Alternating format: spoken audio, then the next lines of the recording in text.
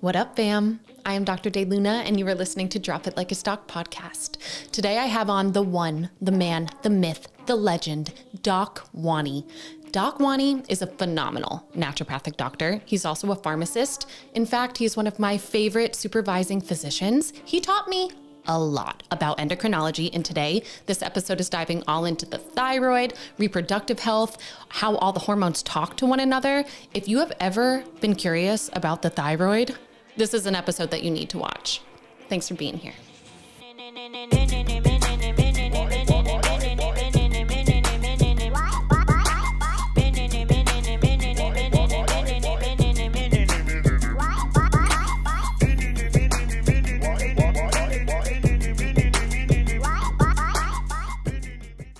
Hello, Doc Wanni. Hello. This is so fun that you were sitting in the jungle room. Did you ever think that you'd be sitting in this jungle room with me? I didn't think I'd be sitting in the jungle room. I didn't think I'd be sitting behind this microphone. I didn't think there'd be a camera right there. Come on down, we're gonna have a chat. Yep. All right. I know, I cornered you at the AAMP conference, and I'm like, get on my schedule, and you're like, I don't have time, and I'm like, pull out your schedule, and here we are. How fun was that? It was really fun. I really, I mean, how many people can you tell, I'm gonna go to Arizona in the middle of July and have one of the best times of my life, but that thing repeatedly is just a fun place to go. Yeah, for the listeners that don't know what we're talking about, it's the American Association of Naturopathic Physicians, and we went to their annual conference. It was a rager. It was so much fun, just connecting with our community and learning and playing. Loved it, and I was so happy to see you there, even though you missed the gala, but next year, you'll be there. Well, it's not gonna be there, just to make sure everybody knows. They do move it around, but when it's at the Biltmore, even though it's July, it's totally worth being there. The pools, the fun. Yeah, it's in Chicago next year. Oh, So have fun in Chicago. Shh, okay, we'll see. Yeah. Well, anyway, the reason that I have you on today is to share so much of your beautiful wisdom. But before we get into that, thank you.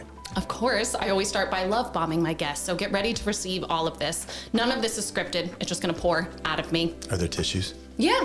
Okay. No, just kidding. There's not. I don't know. Maybe you can wipe it on a plant, on the couch, whatever you gotta do. Okay.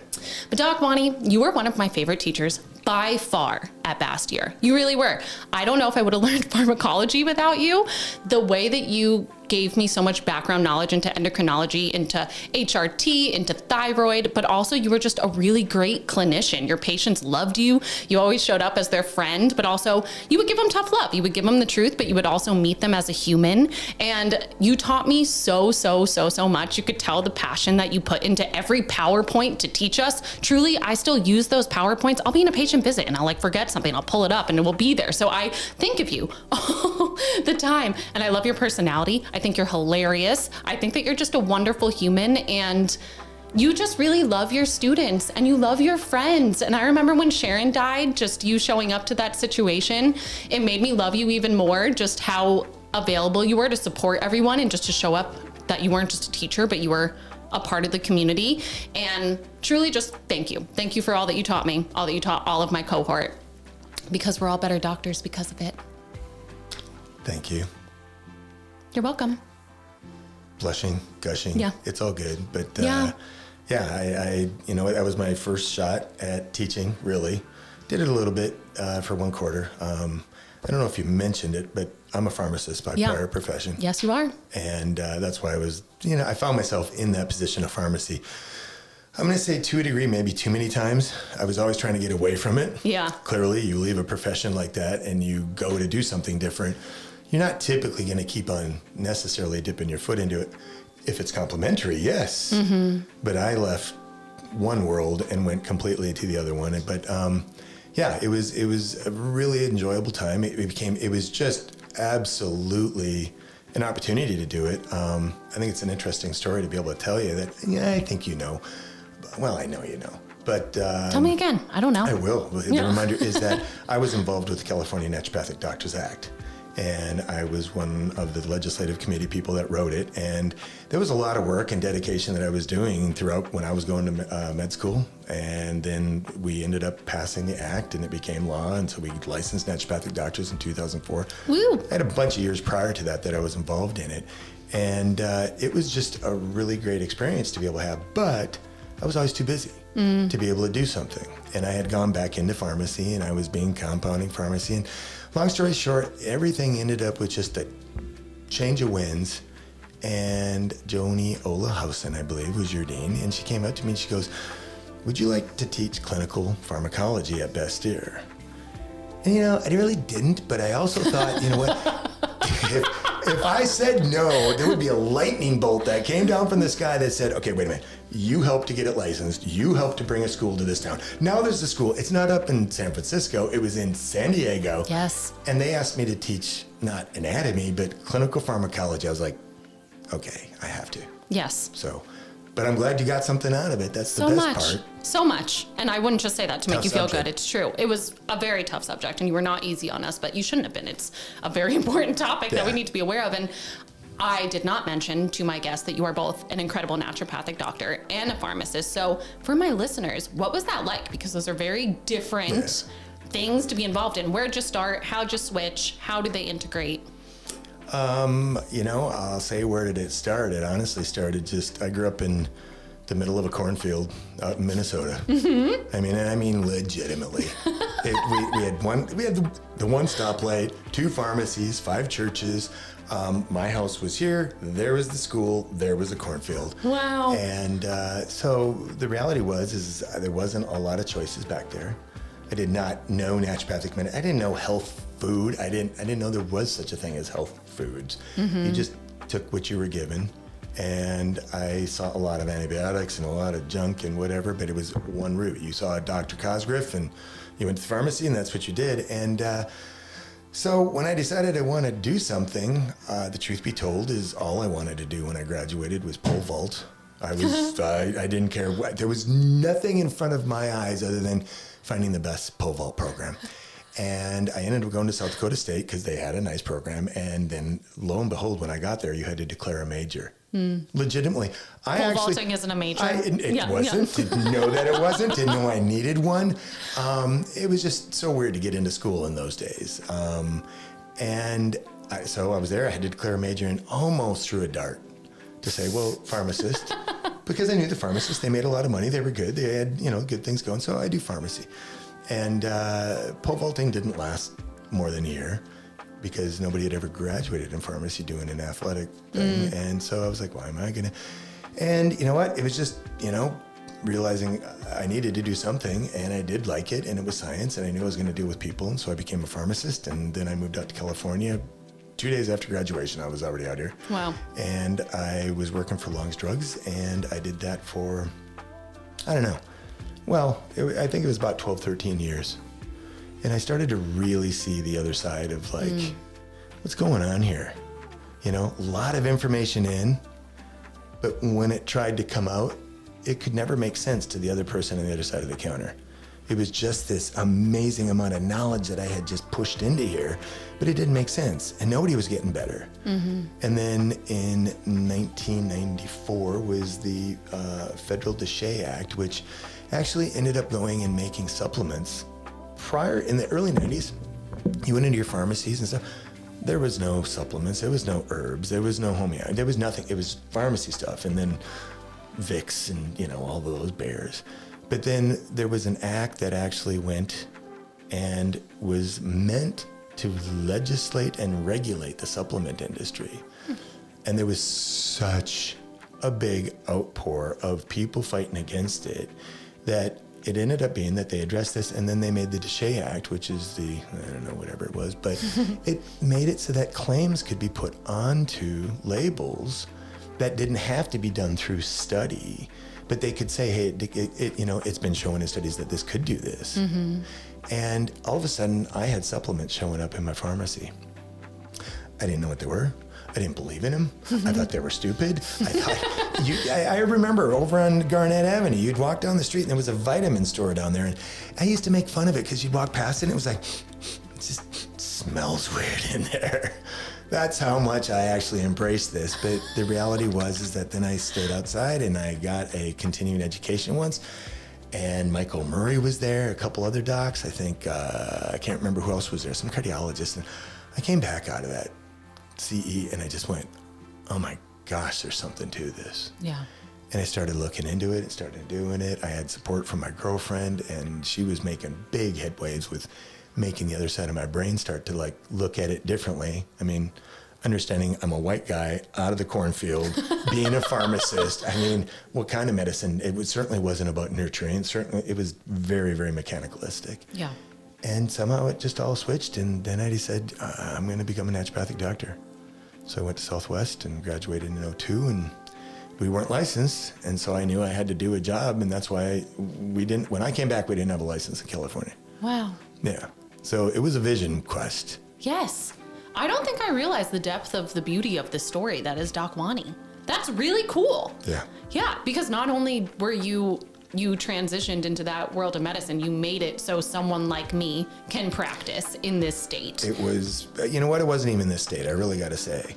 When we got this state licensed, if you combined the other 12 states, or 11 prior to that time, combined their population, meaning how many people were being exposed to naturopathic medicine, we tripled it with just one move in California. Incredible. It was a tough move. Yeah. And then now other states, definitely. Well, does California do this? Well, okay. It gives it like way more cred, which it does. I mean, this was a big deal when we got it. Yeah, it's a massive deal. And I don't know if my listeners are aware that naturopathic doctors aren't licensed in every state. So that's what he's speaking to, that we had to become licensed in the state to be able to practice what we were trained in medically. We were 12 or 13 when California happened, I believe. And I don't know, and don't mean to put you on the spot, but I think we're up at like 25, 26. I think there's 3 or 4 that are up in legislation that are trying to move and stuff. But yeah, we're moving. But I don't know if any of your listeners are on the eastern portion of the United States. I hope so. My New Yorkers, you better be. If they are, well, New York is, you better be doing something to try to get this happening there, you know, because it's west of the Mississippi, you got a chance. Yeah. East of the Mississippi, do you realize that it's illegal to practice naturopathic medicine, even unlicensed, in the state of Florida? I just learned this actually at the AAMP conference. I had no idea. Go to jail. Yeah, I am almost speechless at the bullshit that is. That's incredible. But okay, sure. We're just trying to help people, but let's get locked up in jail. Speaking of helping people. Yeah.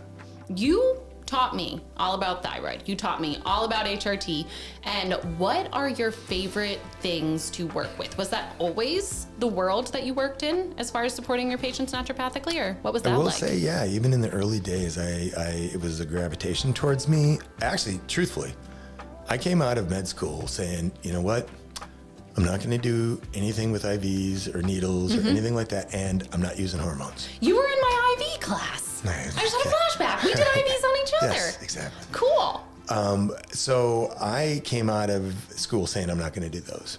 But there's academic medicine, and then there's real world medicine. And I found myself very early on having a great opportunity to be in the presence of Terry Hertog, which is an MD from Belgium, and he's an international mega mentor of just all things hormone. Do you have your book, by the way? No, I don't have the book. You never bought it? The Hormone Handbook? Yeah. No, I have it on my computer. I have a PDF of it. Oh, okay. So I can control F and find things. Most important thing. Yeah. I got it. If you're going to do hormones, have your yellow book. And anyways, I got to be exposed to him, and so I was off the track with that. And then I did do IVs and interventionists, stuff like that in my first practice. But yeah, I really became focused on it. I liked it. I put it in my practice. I did leave practice, though. I left naturopathic medicine about 4 years after we had gotten licensed, and just a variety of things happened, including I got the opportunity to go and open up a Long's drugstore in Bird Rock. And I was surfing there, everything. And it was like, you know, overnight I can go back to good money, and life's going to just, instead of be such a challenge in these new days as an ND. So I did. And then long story short of it, things happened. CVS acquired us. That was awful. Ended up moving, and I became a compounding pharmacist. And as a compounding pharmacist, that's really where I had just mega exposure, because I was the consultant for a medical group of about 60 doctors throughout the United States on hormones. Yeah. And so if anything happened about hormones, I was the person they talked to. And so I got to see Terry Hertog in speaking engagements and at the A4M. I spoke at the A4M a couple of times, and just got great exposure to it. And I was super confident with what I was doing. I saw patients, consulting them while being a pharmacist, but I wasn't indeed just there. And then when Bastyr happened, I was like, I want to teach these kids something that nobody teaches them. Yeah. And that's not just about the endocrinology of the hormones, but it was the clinical application of being able to use them successfully in a bioidentical kind of world, and in the world of understanding it's not Rite Aid, it's not CVS, it's compounding, which is a whole different quality of it. Yeah. I truly feel bad for the students that weren't on your shift. Were not on your shift. I do, because they did not have the experience of HRT and how it was never, no one had the same prescription. We always calculated it. It was always based on all these different factors. Yeah. You got on the board. Oh, I have like PTSD from that board, but it's okay. I've healed, I've learned. But I really do. I think that exposure changed my life. So again, thank you for that. And I want to start talking about some of the pictures that you see as far as hormonally, or what would get you to think that someone has a hormone imbalance. I will, when I talk to somebody, and in my approach still, hormones are very much in my practice.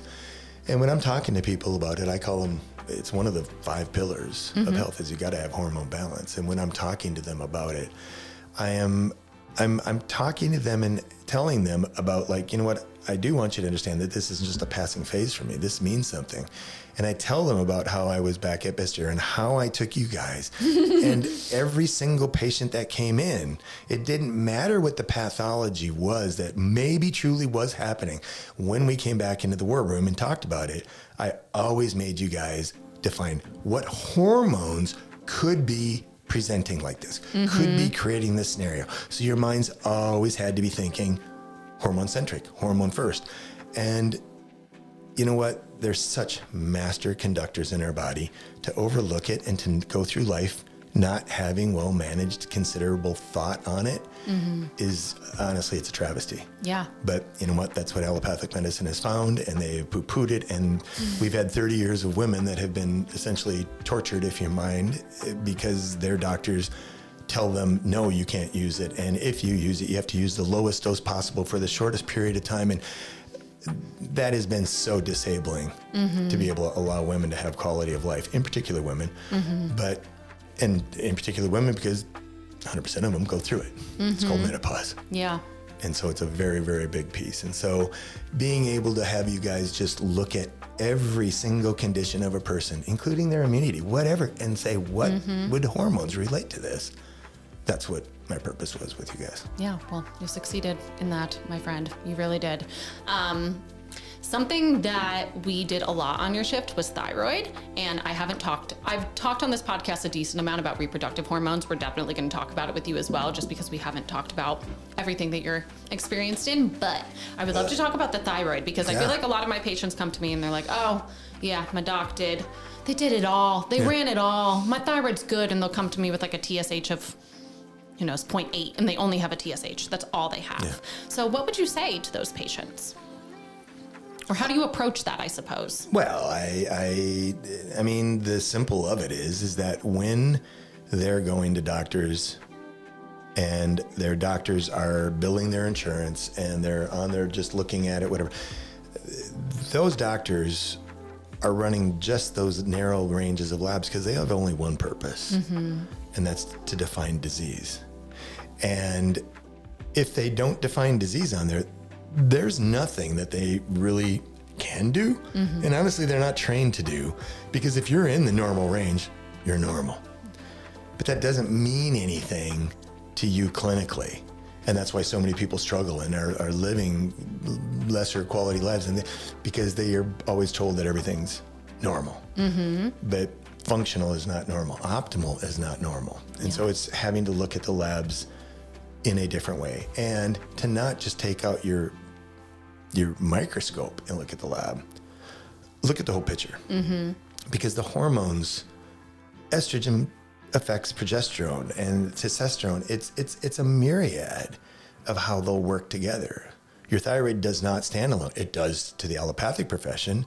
Here's T4, but I can tell you that probably, honestly, I don't want to say 100%, but 90+%, 95% of thyroid patients have got HPA axis or adrenal dysfunction going to be simultaneously. I probably used it to you guys, but I always looked as the thyroid is kind of grandpa, and the adrenals are the little 6-year-old kids, 5-year-old kids, and grandpa's good and he likes playing with them and stuff, but he's going to sit in his chair wisely and he's going to do what he can. But the adrenals, they can do whatever they want and they'll go. And if you give them like sugar or caffeine or whatever, well, what's going to happen to a little 6-year-old kid? They're going to just absolutely go crazy. But then what happens on the downside? It's an absolute crash. And the body will do that with the adrenals until grandpa finally says, okay, I'm done. And when the thyroid goes done, now people really know it because everything metabolically starts to slow down.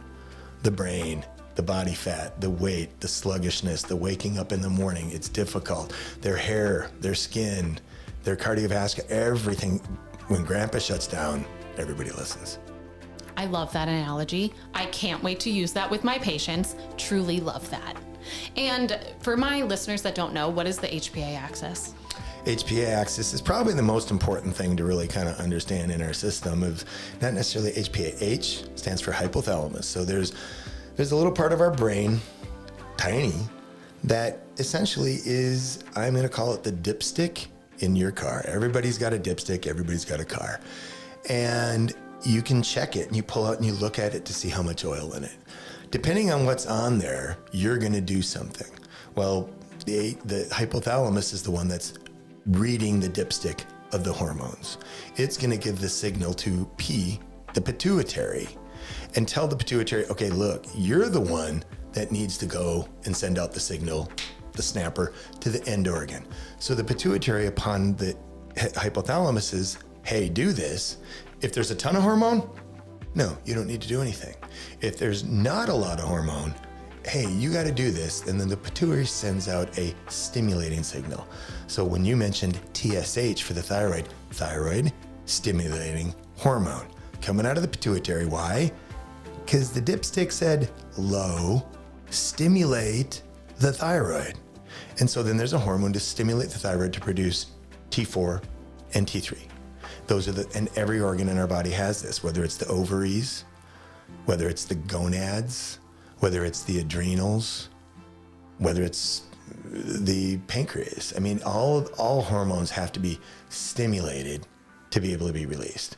And our hypothalamus, pituitary, and in this case, adrenals, the HPA axis, is a critically imbalanced axis for so many people. Yeah. Because so many people live, well, I do, you do, we all do. We live in a world of stress. Yes. And unless we take management and purposeful action towards managing that stress, well, sooner or later, you're going to end up not necessarily, and I think it's interesting, and you know, my perspective on this turned, and I would even importantly tell you is that I used to kind of consider adrenal insufficiency in the capacity of looking at the cortisol, and you look at it in the blood, and I do it in the salivary, and sometimes I'll do it in urine to just see what the active or the bound, or put the picture together better.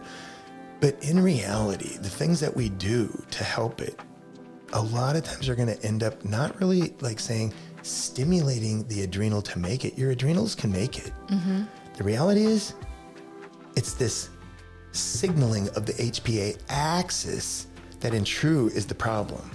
And the brain and the inflammation and the signaling. And so we don't want to always just be going at that target organ and say, give them thyroid, give them adrenal, give them cortisol, give them whatever. We want to also, like when we're using herbs and we're using adaptogenic herbs, it's not working just on the adrenal. It's working on the brain, working on this axis, getting it to communicate, getting it to talk better. And that's the functional aspect of looking at a hormone imbalance as not a disease, but just an axis tilt.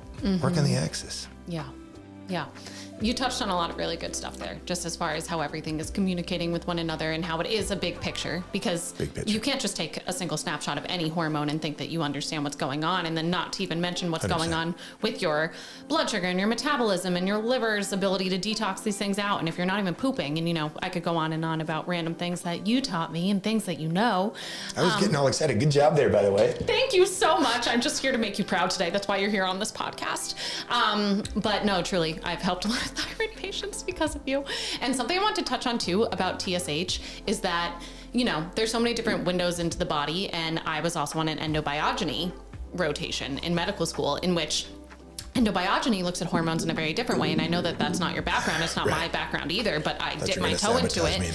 And but TSH, what we were really focusing on that shift, of course, you know, it's stimulating the thyroid, but TSH also can stimulate the exocrine pancreas to make different digestive enzymes. So that is also just another example of how all these systems are communicating with one another, because if your pancreas isn't able to digest your food, then you're going to upregulate TSH to then tickle that, but then make more thyroid to get the keys to turn. So just something that I want to touch on, because I will never forget a patient who came in, Hashimoto's, autoimmune hypothyroidism.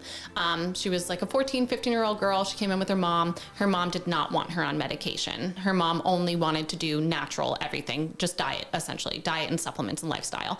And the doctor on shift took her off of gluten and dairy, gave her some selenium, gave her some B vitamins, worked on her adrenals. That was all that was done.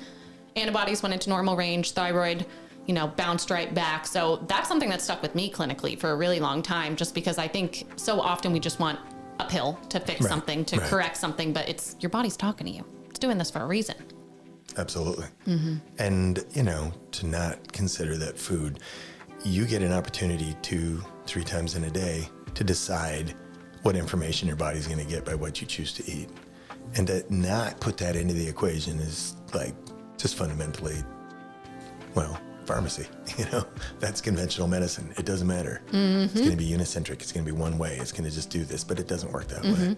Where do you stand on the gluten Hashimoto's picture? Okay, so I'm going to say that in the world of thyroid, there's a lot of camps. You know what there are with hormones, period. You know what, that's really important to be able to really kind of say is that I taught you about what I learned. And ironically, when I was like maybe sometimes speaking at the A4M or something, Academy Anti-Aging Medicine, that's what that stands for. And they always had a lot to do with functional medicine and hormones. And Jerry Hertog, who is my mentor, he would be like coming on about how to do the labs and what you're looking for and what the reference ranges are and what do you really know? Because how do you know?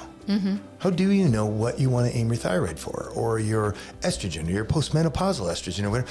There has to be some understanding of either research or gathered information, and that's what he did, and that's what that hormone handbook is. There's 300 pages of reference in there, so it's not just willy-nilly, but there are other camps out there that will, like with estrogen, maybe use 1/10 the dose, and there's different delivery systems, and so there's a lot of different stuff out there. And when it comes into thyroid, it's going to be kind of the same thing. There's a lot of different ways that you can actually approach it. The labs, even interpreting them, all of that is going to be a little bit different. I did segue. I'm not sure what we were going on about the gluten part. So, you know what? One of them, what was one big takeaway? I'm going to put you on the spot. Sure, put me on the spot. I love being on the spot. Hashimoto's. One big takeaway? What was one thing that we did on that shift that probably nobody else really did? And maybe you even heard some contrary things about. Iodine. Exactly. Yeah. Right. And I want to talk about that. So there would be plenty of people that would tell you, don't ever use iodine in Hashimoto's. You got, and they guess what? And guess what? They've got the evidence from which they're looking at it to be able to say, truth. I once again had mentors, and it was time-honored mentors, and specifically Dr. David Brownstein.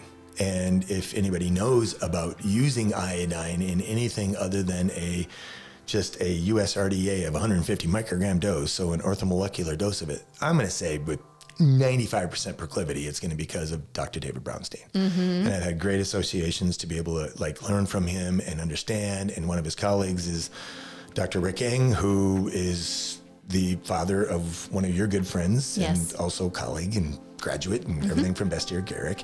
And I've just had a great opportunity to be able to really become comfortable with what I'm doing, to have Rick's mentorship and helping to guide me. And yeah, it's super important. So going back to Hashimoto's, I do believe that once you rule out making sure that those nodules on the thyroid are not problematic, problematic meaning that they're not hot, they're not cancer producing, they're not going to fire up if you give them iodine.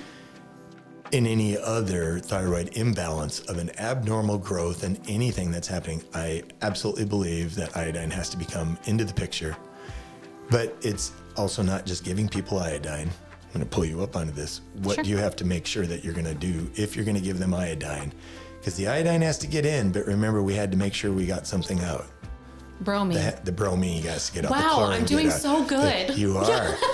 But what did we always use to make sure that that would actually get out? We had to stick a whole bunch of little minerals in there. Selenium, zinc, sea salts, copper. Sea salts. Yeah. We pushed sea salts. We did. You got me on sea salt. There you go. Celtic. There you go. Celtic, real, to be able to go and just, you got to get the iodine in there. It's a SIM transporter. It's going to try to take it from a little tiny bit in your body, and it's going to try to concentrate it into that organ. And it's not just your thyroid, it's the breast tissue, it's the ovaries, it's the pancreas. And the reality is, when you also think about that nodules on the thyroid, and here I'm talking about nodules, well, when there's fibrocystic breast, when there's cysts on the ovaries, when you're getting abnormal growths on organ tissues that have a sodium iodine SIM transporter to concentrate that into there, you might as well start thinking, shouldn't we probably give it a little bit more iodine and make sure to do the sea salts so that it will get rid of the bromine and the chlorine and the fluorine, because those are going to kind of like sit in the same receptor and prevent that SIM transporter from being even working. So those are huge toxins in our world. Yeah. And they're very much out there, like fluorine, you know? Yeah. Don't know where we go on that one, but you know, fluoride, toothpaste, things like that. And then bromine is just everywhere. Yeah. Brominated bullshit. Yeah. Just in case my listeners don't know, iodine is needed to make thyroid hormone. That's why we got to get it into the cell. But our cells are smart, but also these molecules can kind of slide into places where they want to be. So sometimes bromine can come in, fluorine or fluoride, whatever, can come in there and bind it and mess it all up. Right.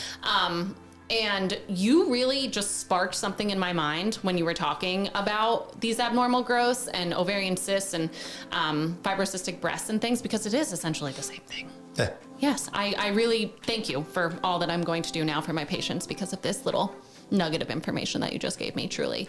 But yeah, a lot of people are scared of iodine. They're very scared of it. People are scared of salt. Just yeah, truly, people are just straight up scared of salt. I love salt. Right. I just salivated thinking of salt. I'm not even kidding. I did. That's good. It is good. It really is. Huh. Okay. So you mentioned earlier some things that show up when your thyroid is slowing on down. You are exhausted. You're gaining weight. What is kind of a typical human that would present to you with hypothyroid? Oh boy. There is no typical human. Okay, great. Well, unfortunately, I would say from just my experience, but then there's also plenty of evidence to show it's predominantly women. Yeah. Hashimoto's is present, and I'm not sure about the percentage, so I'm not going to try to quote that, but significantly, and it's like about 5 times more for a woman to have Hashimoto's thyroiditis than a man. Yeah. Which would make you want to think of estrogen, and I myself have never really managed to be able to put something together on that. Anything autoimmune, don't think of the target organ, think of your gut first and foremost. Yeah. Heal the gut. If you got autoimmune, do that. So, you know, to be able to look at Hashimoto's and who is it and what is that and who's the people, I do, just because I'm a naturopathic doctor, I see predominantly more women because women carry babies for a reason. We do. Because if it was up to a guy, we would probably figure a way to be able to cut it out and hibernate it and put it into something. We'll come back and we'll see it. And we're not about nurturing. We're typically about fixing and doing. And so, you know, that really comes into it when we're talking about like women and who come to see us. It's women because they do think about this. A guy will come to you when his arm's cut off, his dick doesn't work, and his brain fog is just so significant. Yes, that is very true. Yeah. I do see a lot of the autoimmune piece in women too. I do see a lot of women. I see a lot of men too. But I remember learning the genetic piece behind Hashimoto's, and I don't know if this is something that you do in your practice as far as telling anyone that has Hashimoto's to not eat gluten, or if you test them genetically for their HLA, DQ, whatever. But I have HLA DQ too. I have it. I found it on a 23andMe when I did that way back when, and my whole family, truly my entire, I kid you not, family on the East Coast, they all have gut issues, severe gut issues, but they think it's normal. And I thought it was normal growing up my whole life. And I just stopped eating gluten when I found that out, and my whole life changed. I used to be bloated all the time. I'm a tiny human. I would be bloated all the time. I would just be inflamed. I had joint pain.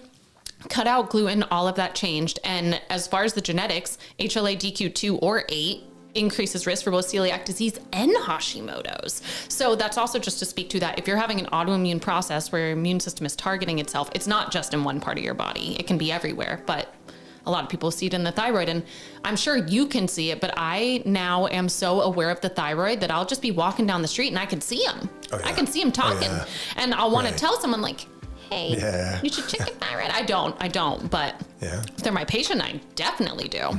Yeah, nodules and goiters are a lot of times just visually obvious. I did want to make mention though about gluten. Please. I don't do genetic tests. I don't go even fishing a lot for gluten to be able to look at gliadins and transaminase. And, you know, I have in my life, when I run celiac panels, I don't see many go positive. And there's a bajillion tests out there, and you can take it down into peptides and do this. And I just have to be able to, from my side, say, why does it always have to be about just such strong evidence? But to be able to say there is so much opportunity to be able to believe, how about we just go and say, let's get rid of gluten? Yeah. How about we just do this? Is life that big of a deal that we can't just do something and get rid of it for a while? And then you know what? By all means, bring it back. See what happens. See what happens. Give it a go. Yeah. That is the most important to me. Yeah. Is to be able to just, you know what? Okay, you got Hashimoto's. I don't care what autoimmune.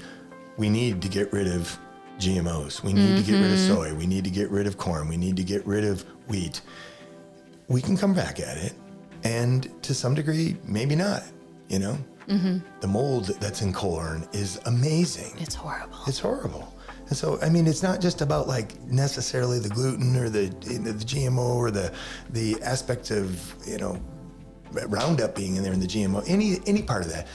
It's just, can we shift? Yeah. Can we do something different? And if you've got a person who's struggling, suffering, and in particular having an autoimmune condition that their body's eating up on itself, how about we do some like drastic stuff to get the body to shift and not give it everything that we did every single day for the last 25 years? Yeah. How about we just change it up with some thought process, with some guidance, with some tools, and just put it into, hey, try it, do it. Your life will change. You'll see it. You can manage it. You manage it. Yeah, it's not that hard. Yeah, it's not that hard. It's really not. No. My least favorite thing is when people are like, "Oh, I'm so sorry." Oh yeah. How do you do it? Are you okay? Right. Are you okay being here while I'm eating this sandwich? I'm like, I don't give a fuck at all because I feel great. But there is that initial. But we also live in a bubble too. You know, our community. I mean, I'm from New York. I'm nowhere the human that I was when I was there. Everyone thinks I'm crazy at this point, just based on what I choose to eat and when I don't eat. But it's for me. It's not for anyone else. I do it because of how I feel. And when your patients feel that, then they don't want to consume it because you can come off of it. You notice the drastic shift in inflammation, which touches every single cell of your body. But what I see a lot is that I have my patients come off of it just as a little experiment, because when their body is seeing it all the time, you get tolerance to it because your body wants to keep you alive and it wants to keep you 100%. Well. But when you take it out, everything settles, and then that inflammation gets really loud when you have sushi with soy sauce or whatever it may be that has gluten in it. So I love that you do that too. We're just gonna take it away, see what happens. We have to. Yeah. We have to. If you don't want to, well, you know, there's so many other things that we may need to still bring in, from LDN to iodine to whatever, but this one's on you. You can do this. Yeah. It doesn't cost you anything. Yeah. It does not. Yeah. No. I mean, unless you get like gluten-free pastries, but. Don't get confused on that. Yeah. No. That kills me. Yeah. You're just kind of substituting. Yes. Change your lifestyle. Yes. Change your focus on what you're trying to accomplish. And if you're looking at that pastry, and we just got done saying that thyroid and adrenals, and you don't think that the sugar is going to do something to the adrenals, well, here we go. We got those 6-year-old little kids again, and just let's take all of this into some consideration. It's crazy kids. Crazy kids. They're so loud. Little kids. They're so hungry. Give them a Red Bull. Oh my God. Give them a Red Bull. Yeah. I thought you were going to say ribs for some reason. No. I don't think the kids want ribs. No, they want Red Bull. Yeah. Sugar.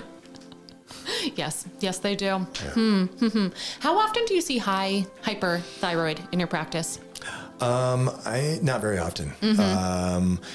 My experience has really been, I would say, that people might be high in their presentation at some point in time in their life, but it's really important to also understand about, here, let's just talk about that for a second, about high. So high can be thyroid toxicosis, in which it can be a virus that can actually just like light up the thyroid, and when people get sick and their labs go off or whatever. So thyroid toxicosis can happen. It can also happen from autoimmune conditions. In particular, one of them would be called Graves' disease. Graves' disease is where we end up making too much thyroid hormone from within the gland, and it just showers the body with too much T4. Converts to T3, but nonetheless we end up, most of the time, well, I don't know about most of the time. It can be a T3 or a T4 over hyperexposure of it. And what happens is you would think that those people would just like completely lose weight and completely like be super skinny, because that's what the thyroid does. It increases your metabolic aspect of things. But in the end, they don't. And they become fatigued, and they're bogged down, and they have a ton of brain fog, and they're difficult. And they end up, for the most times, they'll end up seeing their doctors. They get to an endocrinologist, and then they put them on methimazole, which is a drug that actually suppresses the body's ability to be able to make the thyroid hormone. It works, and it'll work successfully compared to the like weird stuff we used, propylthiouracil back in the day. Not even to bring it up, but it was problematic for women in pregnancy. You couldn't even touch it because that was. But the methimazole really did work, so that helps to do it. But what I have seen more clinically is that the aspect of Hashimoto's. Hashimoto's is what typically most people would understand as low thyroid. You can have hypothyroidism. And then, hey, we better check to see if it's hypothyroidism due to Hashimoto's. But the thing that's unique about Hashimoto's is that antibodies that are created in your thyroid gland go through a phase of different quiescence. And so in the early stages of somebody with Hashimoto's, they will go and vacillate between hyper, low, middle, or normal is called euthyroid. So they can go hyper, euth, or hypo, and they can bounce all the way around. And so you can get their labs in there, this and then that, and that's where even in Graves' disease, that I've never really seen it staying around a long time. And it is kind of self-limiting. But the reality being is the antibodies were there. Yeah. And so my experience is that they do end up developing into Hashimoto's, and then they are tanked, and then they're out of it. And so we still have to we still manage it. You manage it the ways that you're talking about, but we have to be able to also manage it competently from my side, of being able to replenish the hormone that their body needs by using bioidentical hormone replenishment. Yeah. I love that you said the viral piece, because something that I'm seeing a lot in my practice is a lot of concurrent mono with Hashimoto's. Do you see that often? Can't say that I would know. Yeah. I mean, you might have a younger pop. When you say mono, do you mean EBV? Yeah. Or, okay. Are they coming in with active mono? They're coming in with elevated IgGs to mono. Or they'll be like, when I get exhausted, my tonsils get enlarged. It hurts for me to swallow. And I'm like, kind of sounds like you got an infection. And then we test for it. And not everyone with Hashimoto's, but more than I would think. Just any viral strain on the body is going to once again go into stress. Stress goes into the adrenals. Adrenals are the little kids. Now you got grandpa. Thank you. Yeah.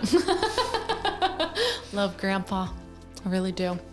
That's amazing. The sweet little thyroid. Yeah, it's critical. In talking about it, I think it's probably worthy. I don't know if you're going there because you were talking Hashimoto's, but one thing that, well, I would say most naturopathic doctors do, but really critically for most listeners, if you're listening, is that if you go to your standard doctor, your allopathic doctor, even your endocrinologist, and you have a low thyroid problem, so that would mean, interestingly, your TSH would be elevated, because it's always interesting to get people to understand this. We're back up into the pituitary. It was the dipstick. If the dipstick is low, it's going to ask for the stimulating hormone to get active. So the hormone and the TSH, or the stimulant, is always going to be an inverse relationship. One's going to be high, it tells you that the hormones are low. Hormones are high in Graves' disease, the TSH is going to be bottomed out. And so to be able to go and let the body respond, the body will go create it, and it makes primarily T4. Our bodies make T4, and then in our bodies, we convert the T4 to T3. And the T3 is realistically the active hormone. You could almost call the T4 a pro-hormone, It doesn't really have a lot of activity, and it's not going to do anything until it converts. Most allopathic practitioners, endocrinologists, everybody deals with treating thyroid, low thyroid. Yay, you paid attention, there it is. And they give everybody T4. Levothyroxine, Synthroid. It's what it is, it's what it is, it's what it is. They've got like, I don't know how many different gradients of strengths on it. And the reality, from my experience, has been a couple-fold, is that when people are on that, and they've been on it, and they've had hypothyroidism, ask them how long that they've been on their dose. It's never stable. They're always going. They're always having to raise it. They're always having to raise it. And they're still feeling like crap. I felt good for a little while. Common picture. I felt good for a little while. It was awesome. I got my life back. And then it just, They went to saw the endocrinologist. They raised the dose. They raised the dose. They're asking the body to do what it's supposed to do, and that's convert the T4 into T3. Great. But these are mineral and vitamin dependent pathways. These are one, as you mentioned, selenium dependent pathway. But it's not just that. There's also an understanding that the body's got not just an accelerator, but it has a brake. And when it comes to thyroid, we've got the accelerator is convert the T4 into the T3. Go, yeah, good. But the body also has a protective mechanism to be able to take that and say, no, we're not going this way, we're going this way with one enzyme and change it, and it becomes reverse T3.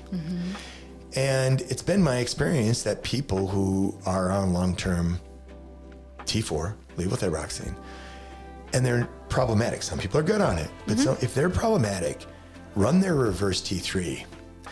And the reality is that they've pumped this pathway so hard, so much, that our bodies kind of become T4 resistant, just like it does with every hormone. Insulin resistance, if you see too much of anything, our body creates resistance on it. And the one, I don't know where it came from. I don't know if I even maybe made it up, but the reality is if you look at why would the body do that? The easiest one to understand is if you look at famine. Famine isn't a fast.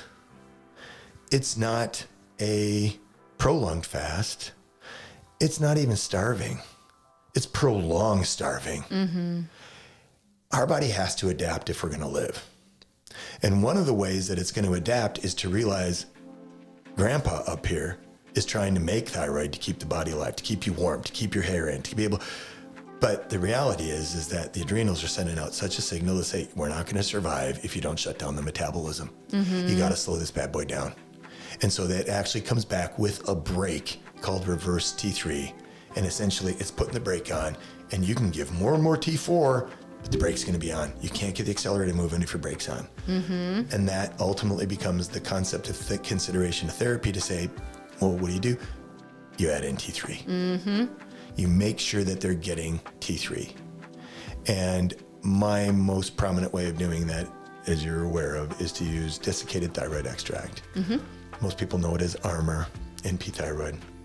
And that's, for a vegan, that's just a problem. Yes. But it's naturally derived pig thyroid. The amino acid structure is identical, similar to what insulin is with a pig. It's identical. Pig organs and our organs, they're awful close to the exact structure. Very close, which is why we've used that for so long. It's identical to ours. The only thing that's different is that we're making naturally 15 parts of T4 to about 1 part of T3. Well, we got to slow down that T4 pathway. And so now you give somebody 4 parts of T4 to 1 part T3. Means way more T3. And it's coming in a natural globulin form. It's not a drug. It's not a, well, hormones are not drugs. Don't ever make that say. The bioidentical hormone, even if that's Walgreens, it's still bioidentical. Just somebody commercially has made it. T4 is bioidentical. That's a huge one that I would say that most people are actually, people come in and they believe, I want to get off this synthetic crap. You know what? It's a bioidentical hormone. It was created synthetically. They didn't take it from a mammal like we do with the desiccated thyroid extract. It's bioidentical. Your body can't tell the difference of it. And so that synthetic aspect is not for me to be able to say, no, that's bad. It's bioidentical. But in this way, we're giving it not just as a synthetic, but as a naturally occurring globulin. Its absorption is less affected. It can be absorbed better. And just across the board, clinically, you can just transform people's lives if you manage them by taking them off of their T4, and allowing them to have a new quality of life by just transitioning them over into T3 and T4. I'm almost always going to use it as a desiccated. You can get it compounded, you can do various things, but I like it in that way, and it works well. Yeah, you know what you're getting. There's so many different ways to prescribe thyroid medication that I get so many questions from my patients, and curious just because, isn't Synthroid blue? Is Synthroid blue or yellow? No. You know what? This is an interesting one. Requiem for a Dream. Remember that movie? Of course I do. Trippy movie, right? Yeah. Like took you days to get over it? Yeah, I'm still scarred, yeah. Kind of. Yeah. All things combined. I would say probably nobody out there but me recognized that when his mom was in there, and they always went to that quick picture, and she was, and she had these handful of pills. You know what those were? Is that Synthroid? They were all Synthroid. What? They were all thyroid. What? Because back in the day, that's what doctors did for weight loss. What? They gave people thyroid. Wow. And what happens when you get a little bit of thyroid? You seem like you're on methamphetamine. Well, when you get too much, yeah, it does. But and essentially, people, here you go, the reverse T3, whatever. And the thing that's unique, there's probably about, 9 different strengths of T4, levothyroxine, Synthroid. And the thing, as a pharmacist, it was always great because it helped you. Every single one's a different color. Oh. They're all color coded. When people come in and they say they're on thyroid, I get the advantage of saying, what color is it? Because they don't know. Totally. Tell me what color. I know exactly what their dose is. Yeah. I'm not a fan of the color, but it's helpful. Don't be a fan of anything that they're typically making. Actually, you know what? When I have used T4 in the past, I give them the 50 microgram. What color is it? White. It's dye-free. Okay. And let them take you can split it in half. You can do a 75 microgram. You can do 100. Yeah. Wow. Well, another gem. Yeah. Thank you. Now, granted, you can get a compounded. Totally. Yeah. But you can get that. You can get a 50 microgram at Walgreens for, seriously, on GoodRx, you can probably give them 100 for $8. Yeah. And let me just pause and say that listeners that are taking any type of medication they go to a pharmacy for, you need to go to goodrx.com because you can type in your medication. You're going to get a coupon, and the coupon is going to work, and you're going to save an unbelievable amount of money. So I'm a big fan of that. So thank you again for teaching me that. Wow. Yes. I had no idea that was what it was in Requiem for a Dream. Yeah. Yeah. I paused it. Yes. Paused the VHS because I don't know why my mind, there was so many different colors there. And I knew thyroid, and I looked at him, and it was. What's his name? Aaron. What's the producer? Aaron, I live under a rock. I don't know any producers. I only know mine. All his stuff is really good. Wow. Aronoff. Huh. Sorry. Anybody sign in? Yeah, whoever it is. It's Aronoff. Yeah. He makes really trippy movies. But that one really was like, wow. That is trippy. That was a trippy movie. But anyways, back to thyroid. Back to thyroid. So something that I also just wanted to speak to was, how do you tell your patients that you are looking at their thyroid? How do you tell them to take their medication when you're doing their labs? Because I see all sorts of silliness, even though I give my patients their instructions. Thank you. Anytime. Oh my. Okay. When we did labs, did we just write the lab, or did we have it all set out for them? I have never done better chart notes than with you. Yeah. And the instructions to them, step by step, the timing, all of it. It's changed my life again. So thank you. That is thanks for bringing that up. No problem. Because I am going to tell you that even I see people coming in from functional medicine docs or whatever, and they're giving me their labs, and it's like their estrogen and progesterone. And I'm like, what day of your cycle were you on? I don't know. My doctor said it didn't matter. How can you even interpret this if you don't know? Yeah, I know. I mean, it's just mind-boggling. And if you're going and you're supplementing something, if you're supplementing a bioidentical hormone, whether it's thyroid, if you're giving somebody cortisol, I do want to point to that one because I mentioned it earlier. Cortisol, hydrocortisone in the pharmacies, which everybody goes, oh, that's a steroid. You can't do that.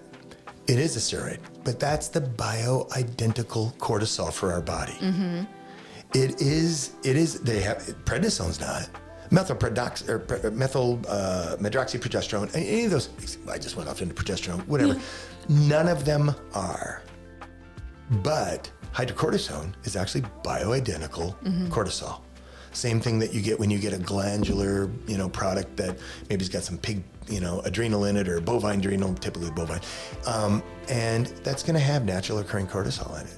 And so you don't need to shy away from that in the capacity of doing it within what we know that we can do. And typically it's small doses, morning, night, monitored. And long story short is that, don't know where we were. I tangented. We were at thyroid timing. If someone's taking a thyroid medication. Doses, so every single hormone needs to be like looked at in the blood. If you're going to go and use a bioidentical hormone, estrogen and progesterone per se, and from my experiences and from Terry Hertog, is that if you're looking at it at 24 hours after you've dosed, you are going to look at a bottom end of the trough. Okay, I know what the bottom end of the trough is because I took your labs before you actually started on it. I don't need to look at the bottom of the trough. No. What I need to do is see how high are we taking you? Where are we kind of peaking? Where is it maybe the therapeutic? And so absolutely dosing according to labs is critical. And so I'm always saying, like when it comes to estrogen and progesterone, even if it's normally dosed in the morning, like the estrogen, I have them move it to bedtime. I want all my hormones about 10 to 12 hours after ingestion or after actually applying it or taking it or inserting it. Testosterone, if we're going to inject it, that's about at 5 days, 4 days. I like to look at it that big. I like to see it. Thyroid, this is the mind blower. Yeah. And this is tough. This is where using desiccated thyroid extract, I would say, is kind of tough. Okay. Is because you're given so much T3. And this is where you as a practitioner, it can get you in trouble. Because you'll give them this. And anybody out there, we are licensed to be able to do this. So it's not like, there we go. So if you give somebody that and they go to their doctor and they get their labs drawn, and if they give them my labs, I would say probably 190% of all doctors out there in the allopathic world will go, this guy's a quack. Oh my God, you were so overdosed on your thyroid. And that's because I want to look at this to see how much T3 you're getting in at 5 hours. Yes. See what that peak is. And that's going to be way off the charts of what it would be at 24 hours.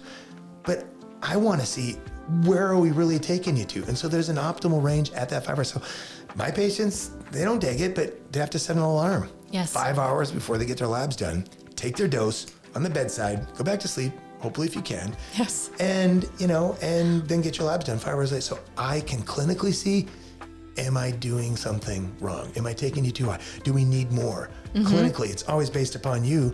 And then, after I get them nice and stable, then I get their labs at 24 hours. Or if they go back to their doctors, I make sure to tell them, do not do it at 5 hours. Yes. Because you're going to get an earful. I'm going to get a telephone call. It's going to be, but get it at 24 hours because then your doctors will be okay with what's coming out on those labs. And that makes complete sense to me, just because you want to see what the body is actually utilizing in real time. But I have so many patients that's like, I got my labs tested. I don't remember when I took my thyroid, but my TSH was low. So now I have to shift my medication, but 100%. Of course TSH is going to be low because you just took your medication. Yeah. It is important to say, in case anybody, and you included, is that if it's T4, the levothyroxine, that actually takes a really long time to get into the system. Long half-life, super long half-life. That I want at 24 hours. If somebody's coming in, I want to see that the day before. But that T3, that goes in, goes out so quick, so you got to see it at a peak. Yeah. Yeah, absolutely. That a girl? Yes, you taught me well. Oh my God, I just called the doctor that a girl. You also know that I do that. You could be, I don't care who it is. I saw some docs in the pool, and you know what? Add a boy, add a girl. It's a good time. It might be like, who is this guy? But whatever, it's just who I am. It's just who you are, and we love who you are, so please never change, of course. So I would like to just briefly talk through some of your favorite supplements for thyroid. And it doesn't even have to be, brands or anything like that, just key nutrients. I know we mentioned a couple of them, but if you have someone at baseline who's like, I know something's off with my thyroid, typically we'll just say low. What would you say? I feel like I'm breaking the code here. You can't talk about supplements. Of course we can. It's my podcast. You gave me a live mic. I did. That was pretty brave of you, by I know. the way. I'm brave. I thought of that coming in as like, she's actually going to give me a live mic. I am. I had no idea, though, that you were going to give me a live camera. So I like to surprise you. Yeah, you did. Yeah. Anyways, supplements. I will say that I've really liked using, well, okay, let's go back to Hashi. Cool. Brownstein will talk about 50 milligram doses. I'm not going that high. Very rarely. Iodine. Iodine. And Lugol's iodine. Now, there's some controversy about that, about really does it get reduced? Do you have to, whatever. Lugol's is out there. It's not a problem. Just use Lugol's in my mind. Have to have the sea salts. If there's Hashimoto's and they're not responding well, basically there's the consideration of using really high doses of B2 and B3. So there is a dual product line of, one is by the same people who make iodoral, Optimox. They make that, and they also make a product called ATP cofactors, I believe. I think there's a nice pharmacy called Hakala out of Colorado. Thumbs up to him, but the reality is that we don't have, if you've got an office with a brick and mortar, I'd get Hakala stuff. He's a pharmacist, makes great stuff. And anyways, he calls it ATP Boost, I think. And it's really high dose of B2, B3. Great. And that's, I'm going all back to Brownstein, and that's what your thyroid needs if you're in a diseased functional state. And hey, one thing I did, because I learned it from Dr. Eng about Hashimoto's, why does it go up and down? Why does it? Just think of an organ that's actually dysfunctional, and it's sitting there and it's inflamed and it's inflamed. And then all of a sudden it's like, whatever, maybe it sees a good day. And it honestly just like, and it just throws itself. It vomits itself out. That's where you're really kind of in the state of a hyperthyroid, and then it goes back into its sluggish state. And that's really kind of what ends up happening. And when I think he told me that, and I was like, that makes a lot of sense about why it's so erratic, is that it's just an unstable organ, and it's kind of building up, vomiting it out. So ATP cofactors or ATP Boost, that's the B2 to B3. That formulation in particular, I put that in once or twice in a day.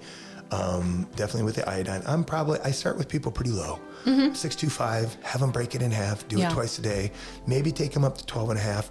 I don't test iodine. Brownstein said, realistically, if you test them in the serum, that's just worthless. Okay. Test them in the urine. Yes. And it's a very effective way of doing it. We did it with some patients, and you'll do it with a loading dose. You'll give them a 50 milligram dose. They take nothing for 5 days, and then they take a 50 milligram loading dose, and then they collect your urine for 24 hours, and we see how much is actually spilled. The reality is you want 95% of that going out of your urine. Yeah. If it's coming up less than 95%, that means your body needs it. Exactly. And so that means to say, hey, take it. And so when I do have somebody that I'm getting up into the 25s, maybe I take them to 37.5 or maybe even 50, I'm going to, at some point in time, just say, you know what, let's take a look at the urine. And so then I will. I don't run people at the beginning, because 98% of all people are low in iodine. You're low in iodine, I'm low in iodine, he's low in iodine, you're low in iodine. Well, so do I, so maybe not. So there you go. So, I start in low, and then I'll take it up a little bit to that. So those are two important ones. Allergy research is, I don't know if they came out with it. I'd never noticed it. I think they came out with it last year, and I've had really good success with it. It's called thyroid nutrition. Okay.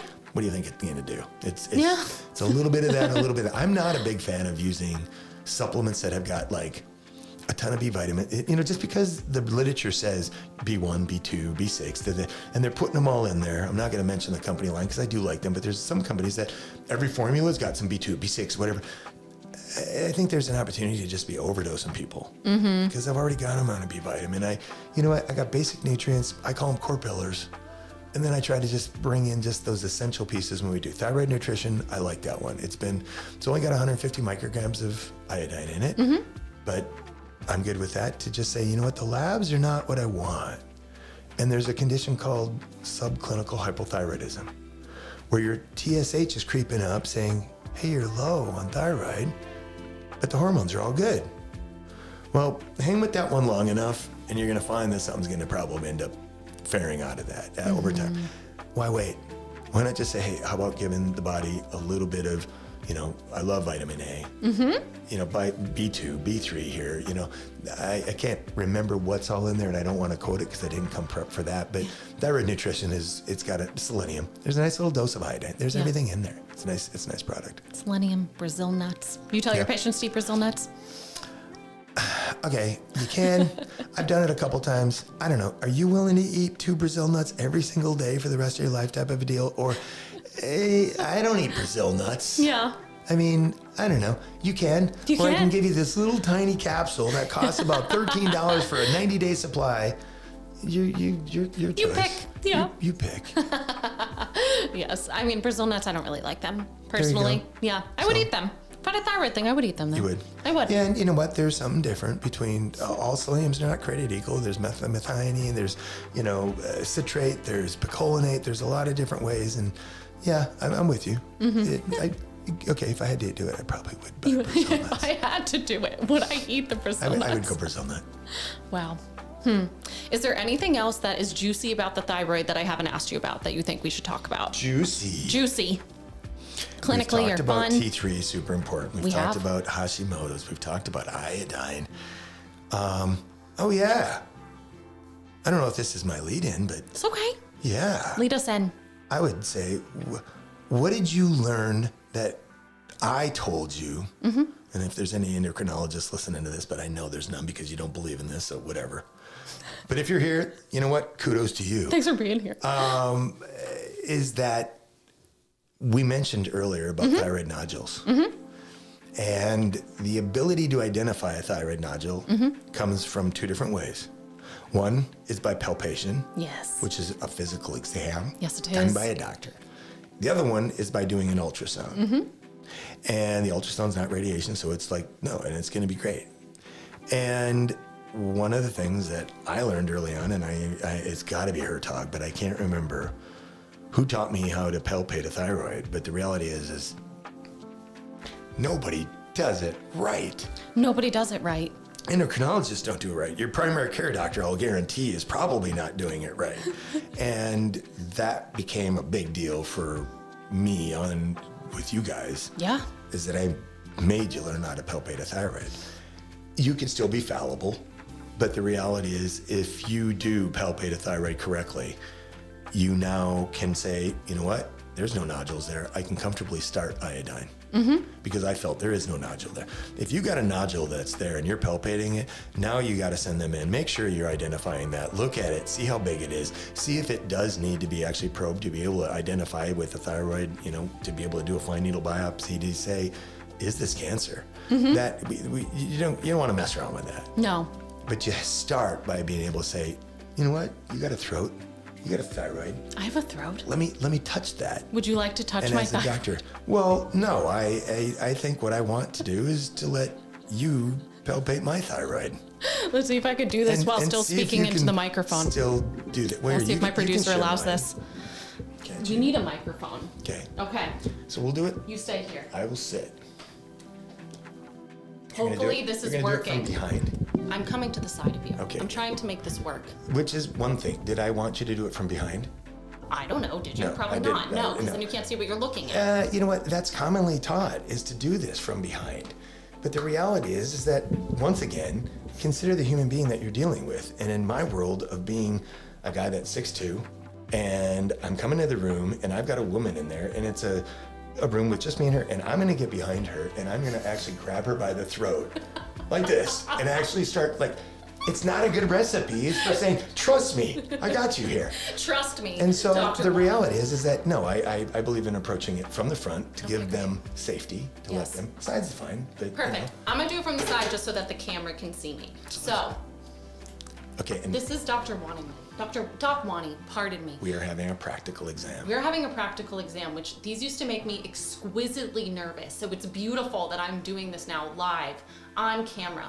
So we are going to look and feel his thyroid gland, which lives in your throat. So usually when I'm doing this, I first would have a nice light source, which I'm not going to move this light around because I don't want my producer to get mad at me. Nobody gets angry. Nobody gets angry here. However, I want a nice light on the throat so I could see it, and I would have you swallow so I could see if it moves up and down.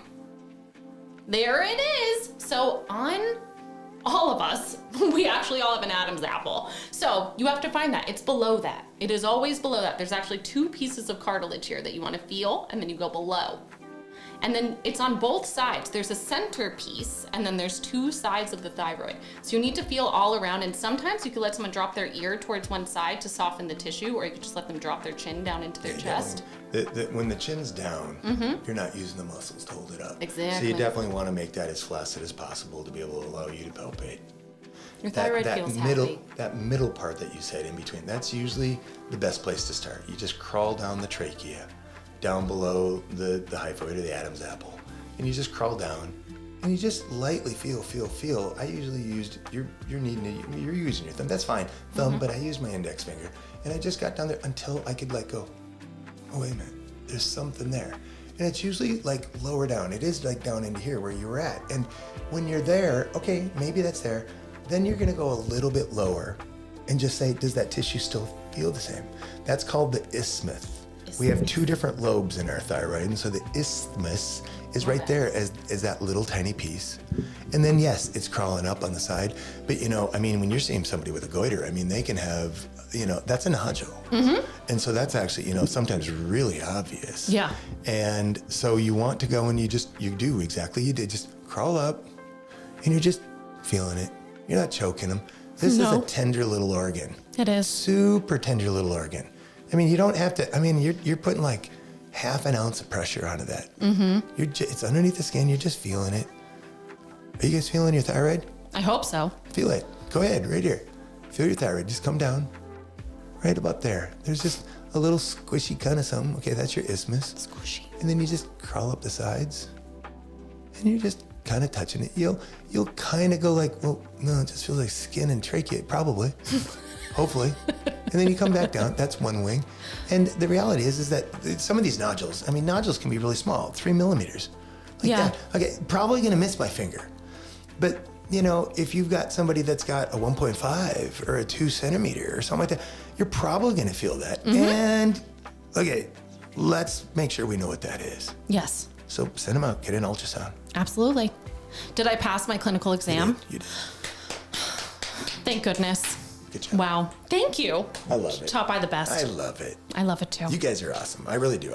Your class, it was, okay, so when I was talking about it, I did teach clinical pharmacology there.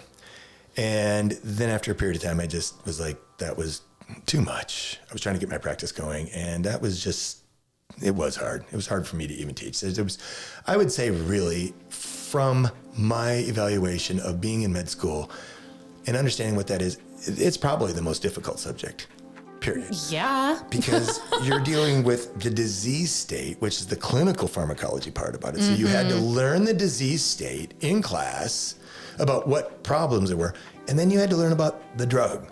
When you're learning about just the drug, that's called pharmacology. Clinical pharmacology, you had to learn both of them and how they put together.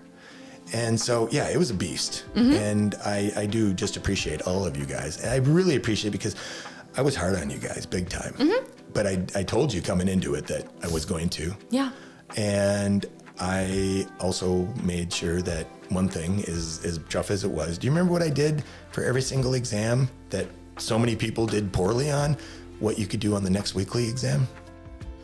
I don't remember because I always did good, honestly. Credit. Yeah, I honestly don't think I ever did extra credit. I gave extra credit on, you know what, if you got things wrong, you could always you could bury yourself out. Learn the material that you didn't get for this exam.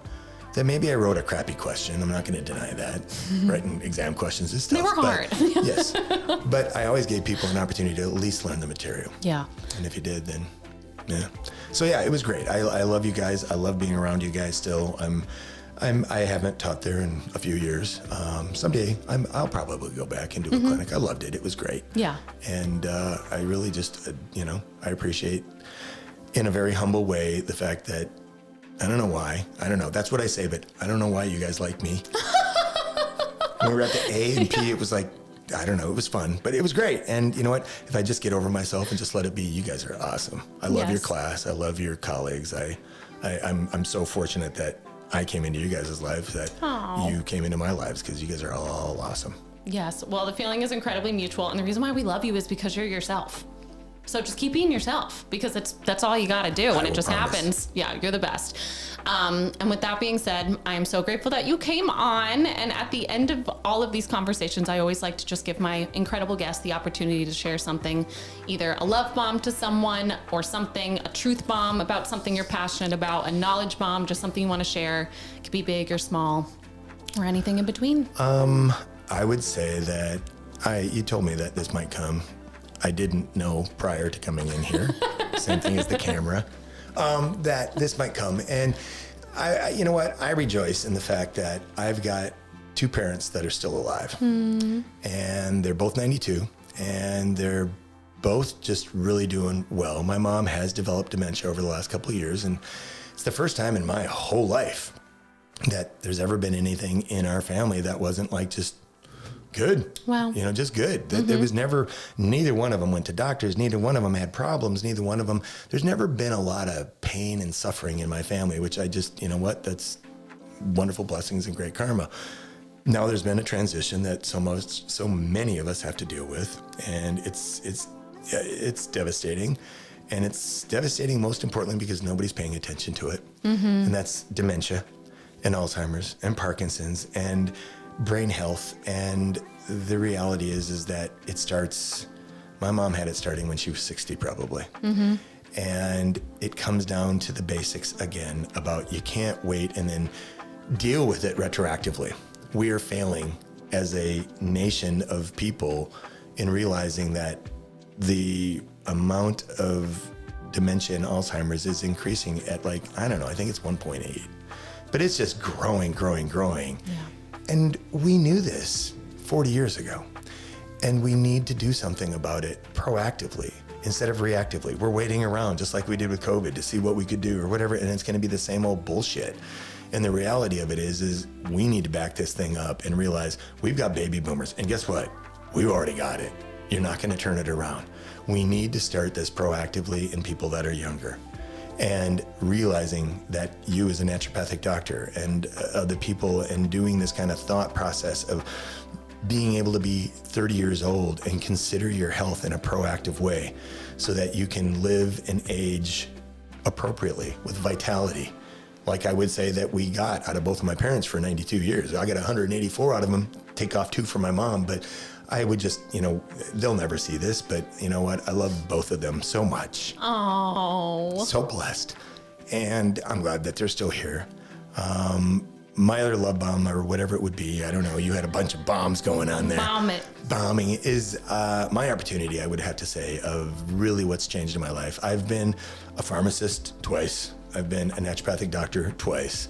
I grew up in a cornfield, and I am now out of all of that. And the reality was I going to be a pharmacist? I actually, until I was a junior, I was going to be a priest. What? So yeah, whatever. Who well, not knew? whatever. Yeah. Well, that was, I was going to the seminary, the whole thing, whatever. I've always been clearly very passionate about what I do. If it was being a Catholic, I was passionate. If it was about being a pharmacist, I was passionate. And I've had the opportunity to be able to, in the last about 10, 12 years, be able to find Buddhism and Dharma. And it has been the most important thing that has transformed my life and given my life true meaning, understanding how to deal with life's problems in a true, meaningful way. And I am just super grateful for Kadampa meditation, that the Kadampa Meditation Center is in San Diego, but you know, it's international. It's a Tibetan form of oral lineage, and it's in English, which is the most amazing part. It came into my life, and the day I went in, the guy that clearly questions everything, to be able to be the priest pharmacist, and I'm now the naturopathic Buddhist. If you don't think I question things, I do. But the day that I went in there, and I can say 12 years later, it has been a message that has just, every teaching just resonates, and it makes sense. And as much as I want to question, the delivery is so perfect that I can't find a question because it meets me. And I can't say it doesn't meet everybody. Everybody's on their own place at their own time. That's what our karma is about. But I was blessed to be able to let my karma find it. And I'm just super excited for every day that I get, because I get to practice Dharma, and it makes tomorrow even better. And my whole purpose for doing it is to be able to make sure that I can become a Buddha, because then I can bestow blessings on you and you and you And there's nothing greater in life than to be able to help another human being. And in this life, we can do the best that we've got, but I've got bigger goals in mind. Yes. So. Well, Doc Wanni, you've bestowed so many blessings on me, and I just really want you to walk out of this room knowing that you have. And I know that I speak for everyone that has learned from you that you have bestowed many blessings and many gifts. So you're living that Dharma. So thank you for being you. I am so happy that you decided to join me today, that I cornered you at a conference and forced you to hang out with me. Just kidding. This was long overdue. We're just down the street from each other now. I know. Look at this. How fun. But this was such a great conversation. I learned a lot. I know my listeners are going to learn a lot, and you'll be back to talk about other hormone stuff. I would love the opportunity. Yay. You're great. You're amazing. And thank you for listening, friends. I love you.